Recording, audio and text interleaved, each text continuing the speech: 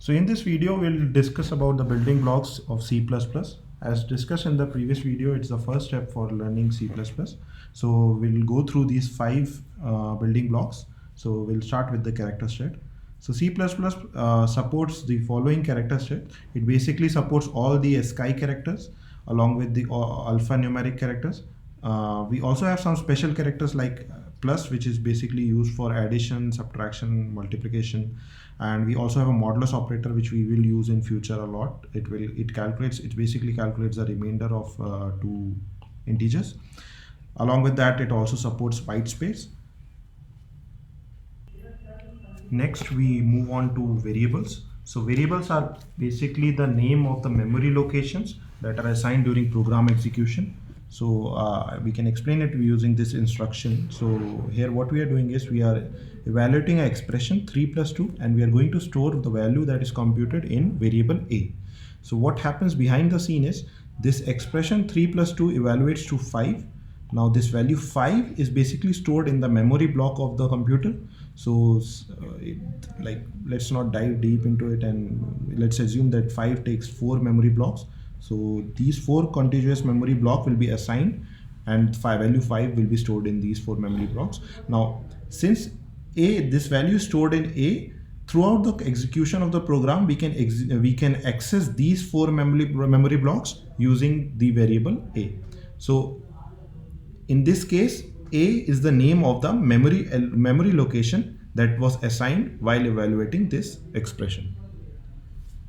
Next, we move on to literals. So literals are basically the fixed value of the code. So while writing code, you will come across various instances where there are fixed value in the code. Even if we take up the previous example, A equals to 3 plus 5. There were these 3 and 5. These are the literals that were used in the instruction. So basically literals can be of 5 types: integer literal, floating, boolean, character, and string. So let's go through each of them using an example. So integer literal can be like 3, 7, 9.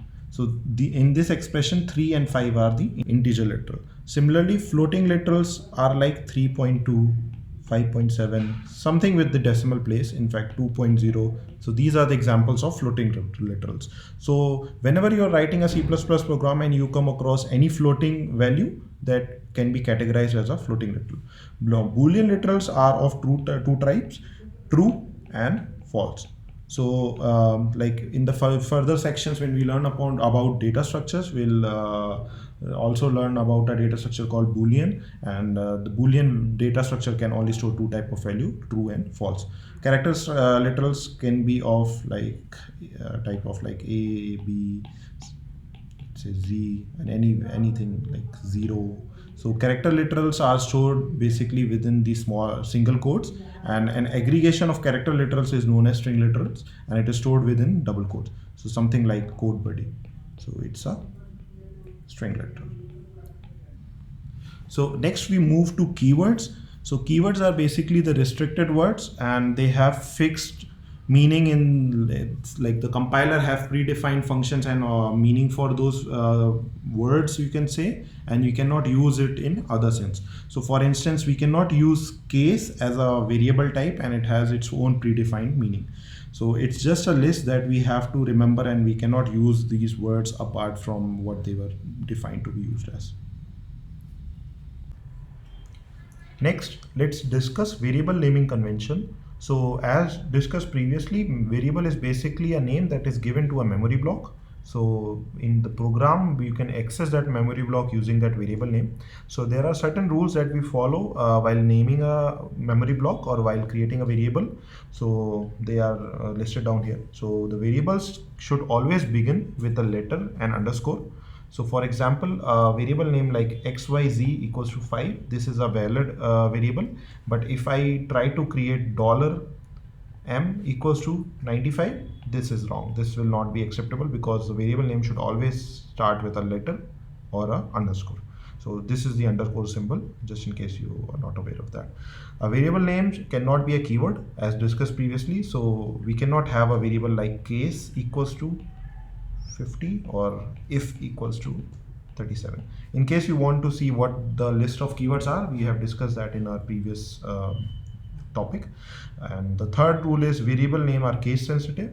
So for example, if we have a variable x equals to 5 and capital X equals to 10, these two will be treated differently as it's case sensitive. The last one is it cannot contain space and special characters. So like we cannot have a variable name like first space name equals to something, let's say CodeBuddy. This is wrong because variable cannot contain space and it cannot contain special character. The only special character that is allowed is underscore.